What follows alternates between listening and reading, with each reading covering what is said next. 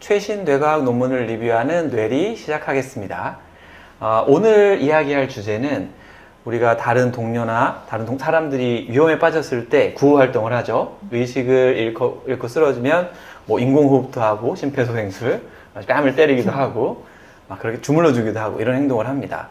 이런 행동들이 동물에서도 나타나는지, 그리고 이런 행동들이 우리 뇌의 어떤 영역에 의해서 조절되고 있는지, 이에 관한 재미있는 논문이 사이언스에 2편이 발간이 됐어요. 하나의 같은 호에. 그래서 자연계에서 보면 왼쪽 사진에서 보시는 것처럼 여기는 동료 코끼리가 화살을 맞았을 때 일으켜 세우려고 하는 이런 행동이 사진에 찍혔고, 오른쪽에는 다친 동료 침팬지의 상처를 치료해 주려는, 때로는 약초를 쓰기도 한다고 하고요. 이런 관찰들이 보고가 됩니다. 이런 행동들이 과연 어떻게 우리의 신경회로에서 조절되는가에 대한 2편의 논문을 한꺼번에 우리 두 친구가 소개해 주실 겁니다. 자, 그럼 첫 번째 논문을 소개해 주실까요? 네, 알겠습니다. 네, 이번에 제가 소개해 드릴 논문은 Reviving Like Behavior를 쥐들이 보인다 라는 논문인데요. 이 단어가 생각보다 어려운 말들이 많이 섞여 있기 때문에 좀 더 풀어서 설명드리면 다음과 같이 나타날 수 있습니다. 쥐들이 의식이 없거나 죽은 동료에게 보이는 목숨을 구하려는 듯한 사회적 행동. 네. 리바이빙이니까 살리려고 하는 행동들. 네, 그렇습니다. 레스큐 행동들인 것 같습니다. 근데 이 실험은 지금 마우스를 가지고 테스트를 했죠. 네, 맞습니다. 우리가 이제 아까 얘기했던 코끼리나 침팬지 같은 좀 더 고등한 동물들, 머리가 좋은 동물들이라고 생각하는 애들이 그런 행동을 보이는 건 잘 알고 있는데, 생쥐도 이런 리바이빙 비헤이비어를 한다는 건가요? 네, 그렇습니다. 어떤 행동을 하는지 좀 자세히 얘기해 주세요. 네, 다음 페이지로 넘어가면은요. 다음과 같이 마우스들이 의식을 잃고 있는 반응이 없는 마우스를 일단 제시를 하는 조건을 설계를 하고요. 그 다음에 그렇지 않은 실제 잘 움직이는 마우스를 만났을 때와 움직이지 않는 마우스를 만났을 때 각각 마우스들이 어떻게 반응하는지를 주로 확인한 실험입니다. 그러니까 일단 이 연구를 하려면 뭔가 의식이 없거나 위급한 상황에 빠진 마우스가 하나 있어야겠네요. 네, 친구 그렇죠. 마우스가. 예. 그걸 어떻게 만들었죠? 그래서 이 연구에서는 그런 의식이 없는 마우스를 만들기 위해서 멀쩡한 마우스를 가지고 마취를 시키는 방법을 통해서 이런 움직임이 없는 마우스를 만들었습니다.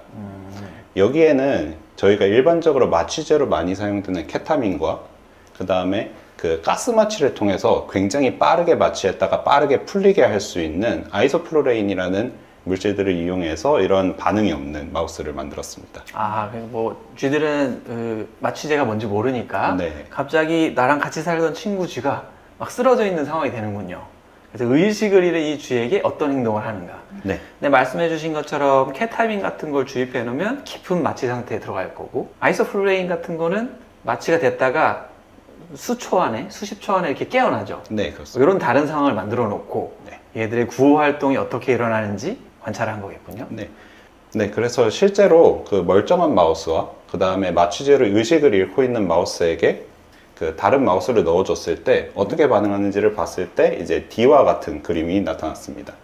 그래서 이제 반응이 없는 마우스를 봤을 때 새로운 마우스들이 훨씬 더 뭔가 가까이 다가가서 뭐 확인을 한다든지 터치를 한다든지 하는 행동들을 많이 보였고요.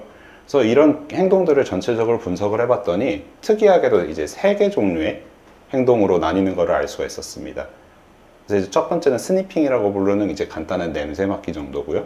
두 번째는 이제 그루밍이라 해서 막 몸을 이렇게 여기저기 만져보는 거죠. 그 다음에 마지막으로는 이게 가장 특이한 부분이었는데요. 그 눈이나 혀 같은 거를 깨물거나 아니면 핥거나 하는 그런 굉장히 특이한 행동을 보였습니다. 친구가 쓰러져 있고 기절해 있으면 혀를 뽑아내 막 땡기고 깨물고 눈 부위를 막 만지고 얼굴 쪽을 더 하는군요. 네, 그렇죠. 이게 그러니까 막 깨어내는 레스큐 비헤이비어, 리바이빙 비헤이비어라는 거예요. 네, 그렇죠. 저희가 그 실제로 쓰러진 사람을 보면은 막 이제 말을 걸어보고 툭툭 쳐보고 막 흔들어보고 하잖아요. 네. 그것처럼 마우스도 실제로 그 처음 그런 쥐를 발견하게 되면 처음에는 그냥 냄새를 맡으려고 하다가 그 나중에 갈수록 그런 행동들이 줄어들고 오히려 눈이나 이 입에 대해서 접근을 하는 그런 경향성이 훨씬 더 커지는 걸 볼 수 있었습니다. 그럼 여기서 혀를 뽑는 게 어떠한 의미를 가지고 있어요? 이제 기절을 한 상태에서 혀가 말려 들어가 있게 되면은 기도를 맞게 되잖아요. 이러면 굉장히 생명이 위험하기 때문에 마우스들이 그걸 뽑아준다는 행위가 이 쓰러져 있는 마우스를 살릴 가능성을 훨씬 높이게 되고요. 그 다음에 이 혀라는 게 굉장히 민감한 기관이기 때문에 그걸 건드림으로써 얘를 빨리 깨워버리려는 그런 기능도 갖고 있습니다. 우리도 실험하다 보면 이제 마우스가 잘 못 깨어날 때 그러면 진짜 기도가 막혀서 죽을 수도 있기 때문에 이 혀를 뽑아줄 때가 있어요. 근데 그걸 쥐들이 한다고 하는 거고요. 네. 얘네들도 우리가 같은 목적으로 기도 확보를 위해서 저 행동을 한다. 네. 이렇게 주장하는 거군요, 이 네, 여자들이. 그렇습니다. 신기하네요. 저희가 실험하다 보면 쥐들을 마취시켜 놓잖아요. 그때 이제 돌아다니는 깨어있는 마우스들이 마취되어 있는 쥐의 혀를 뽑아놓은 걸 본 적이 있는데 이게 이제 reviving like behavior 이렇게 정의를 내리고 했다는 자체가 재밌는 거예요. 우리도 많이 관찰했던 비헤이비어인데 그걸 이렇게 수치화해서 딱 데이터를 만들었다는 게, 새롭게 관찰했다는 게 아주 좋은 포인트인 것 같아요. 다음으로는 이제 완전히 마취된 마우스가 아니라 점점 마취가 되어가는, 그리고 마취가 슬슬 깨어나는 그런 쥐들에 대해서는 어떻게 반응하는지도 추가적으로 관찰을 했는데요. 이게 굉장히 놀라운 과정을 보였던 게요.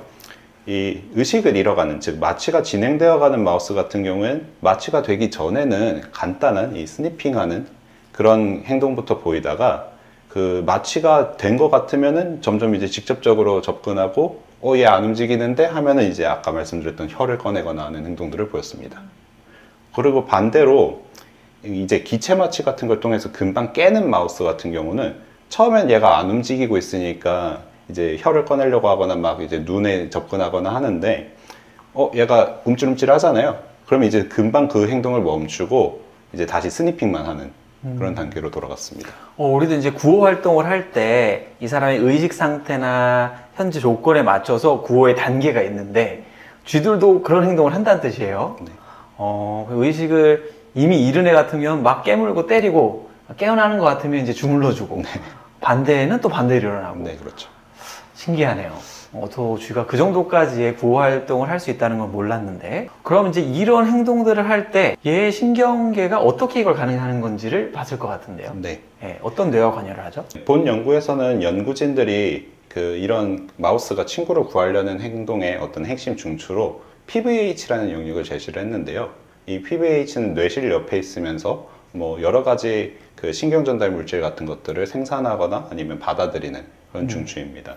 시상하부 뇌실결핵이라고 하는데, 뇌실 옆에 있는, 여기서 굉장히 신경 호르몬 같은 것들이 많이 나오는 걸로 알려져 있죠. 네, 그래서 실제로 마우스가 그 쓰러진 친구를 구하려고 할 때 이 뉴런들 그룹 중에서도 옥시토신 뉴런들이 활발하게 활성화되는 것을 확인을 했고요. 그 다음에 이런 옥시토신 뉴런들이 특정한 어떤 그룹으로 나뉘어서 아까 보셨던 스니핑이나 그루밍이나 아니면 눈이나 입을 만지는 행동에 대해서 각기 다르게 활발해지는 것을 확인했습니다.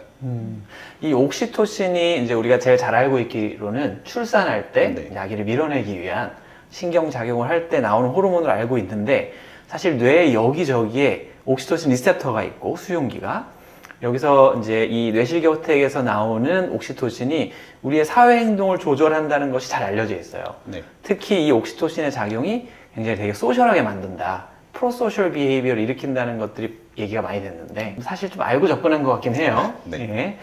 근데 이 사회 구호 활동을 할 때, 내 친구를 구하려고 하는 행동을 할 때 바로 그 옥시토신 뉴런들이 굉장히 액티베이션이 많이 되더라. 네. 이걸 찾았군요. 네. 그래서 실제로 이 뉴런들을 여러 가지 방법을 통해서 끄거나 켜봤을 때도 이 마우스의 행동이 극단적으로 변하는 걸 볼 수 있었습니다. 예를 들면은 뭐 이제 이런 뉴런들을 꺼버리게 되면 마우스가 쓰러져 있던 애를 봐도 별로 이제 접근을 하지 않게 되는 거죠. 쟤들이 원래 구호 활동을 하는데 PVH 옥시토신 뉴런을 꺼버리면, 네. 활동을 사일런싱이라고 할까요? 꺼버리면 그 구호 활동을 안 하고, 그럼 반대도 했겠네요. 네, 그렇죠. 네, 그래서 해당 뉴런들을 이번에는 활성화시켜 봤을 때는 기존에 보이던 행동보다 더 많은 양의 구호 활동을 보이는 것을 보였습니다. 그리고 여기서 더 나아가서 이게 정말 옥시토신의 영향을 받는 건지 확인하기 위해 그 옥시토신 리셉터들을 블러킹 해봤는데요. 그랬더니 평소에는 굉장히 이런 구호 활동을 잘하던 마우스들도 갑자기 이제 더 이상 관심을 갖지 않게 되는 그런 모습을 보였습니다. 우리가 이제 시스템 신경과학, 뇌의 어떤 신경 회로들이 어떤 일을 하는지 알아볼 때 하는 제일 교과서적인 접근이에요. 켜보기도 하고 꺼보기도 하고 네. 해당 물질을 넣거나 없애기도 하고, 그랬더니 진짜로 이 PVH에 있는 옥시토신 뉴런이 이 구호 활동을 하는 데 있어서 꼭 필요하다. 네. 이걸 찾았군요. 네, 그렇습니다. 네. 그래서 첫 번째 연구 논문에서는 마우스들이 마취제에 의해서 의식에 빠진 동료를 보고 하는 구호 활동이 실제 나타나는 것과, 이게 그냥 단순한 비헤이비어가 아니라 얘의 상태를 잘 파악하고 그에 맞는 행동들을 하고 있다는 것, 그리고 이 행동을 조절하는 게 시상하부 뇌실겨택, PVH 영역의 옥시토신 뉴런이 되게 중요한 역할을 한다. 거기서 꼭 필요하다. 이렇게 정리할 수 있겠네요. 네. 되게 재밌는 연구였습니다. 예. 근데 이제 흥미롭게도 이 같은 사이언스호에 이것과 되게 유사한 내용의 페이퍼가 하나 더 실렸어요. 그 내용도 한번 같이 한번 볼까요? 네, 제가 소개해드릴 논문은 이제 UCLA에 있는 웨이송 교수님 연구실에서 나온 논문인데요. 이제 제목은 A Neural Basis for Prosocial Behavior Toward Unresponsive Individuals 이라는 제목의 논문이 되겠습니다. 이 제목이 의미상 굉장히 비슷해요. 프로소셜 비헤이비어니까 되게 사회적인 행동, 네. 아마도 이제 레스큐, 리바이빙 비헤이비어인 것 같고, 또 unresponsive였으니까 여기서도 마취제 같은 걸 썼나요? 네, 여기서는 진정제를 사용을 했습니다. 좀 더 자세히 한번 설명해 주세요. 네. 이제 이 논문에서는 이제 앞의 논문과 좀 유사한 점이 많은데요. 상대 마우스에게 덱스메데토미딘이라고 하는 진정제를 투여합니다. 그랬을 때 그러면 마우스는 어떠한 행동을 보이는가를 봤더니 보시는 것처럼 이제 그루밍을 많이 하게 되는데 머리 쪽에 그루밍의 행동이 많이 나타났다라고 합니다. 앞에 실험에서도 이제 되게 뭐 깊은 마취 같은 데 빠졌을 때 얼굴, 혓바닥 깨물고 뭐 이런 행동들을 했는데 굉장히 비슷한 걸 관찰했네요. 네, 맞습니다. 그래서 이 머리를 그루밍한다 라는 행동의 의미가 뭘까라고 살펴봤더니 이제 이 연구자들은 머리를 그루밍을 해주게 되면 이 진정된 마우스들이 더 빨리 깨더라 라는 거를 이제 보게 됩니다. 그래서 실제로 그 구호 활동에 의미가 있는 거예요. 그렇게 해주면 더 빨리 깨어나요. 네, 맞습니다. 네. 그래서 이 논문에서는 미디얼 아미달라에 집중을 하는데 깨어있는 개체를 볼 때랑 그리고 진정된 상태의 마우스를 볼 때랑 미디얼 아미달라에 있는 다른 뉴런들이 활성화되더라 라는 거를 관찰을 합니다.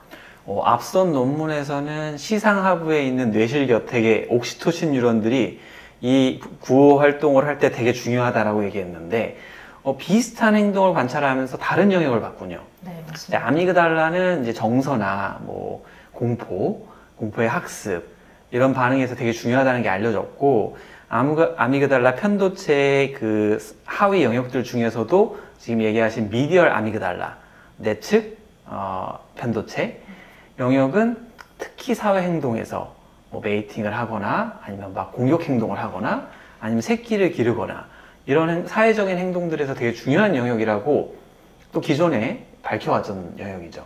근데 이 그룹은 이제 그 영역에서도 굉장히 중요한 일이 일어난다. 실제로 이제 구호 활동을 할 때 그 뉴런의 특정한 뉴런들이 활성화된다. 이제 이걸 또 관찰해낸 거군요. 네. 네. 그래서 미디얼 아미달라에 있는 이제 가바너직 뉴런들이 이제 이 행동을 할 것이다 라고 생각을 했고, 그래서 보시는 것처럼 이제 이 뉴런들을 억제해 봅니다. 꺼보는 거군요, 네, 이제. 꺼봅니다. 네. 그랬더니 보시는 것처럼 머리를 그루밍을 하고 있었는데 이 뉴런들을 딱 껐더니 그루밍이 나타나지 않습니다. 앞에 봤던 거랑 비슷한 효과네요.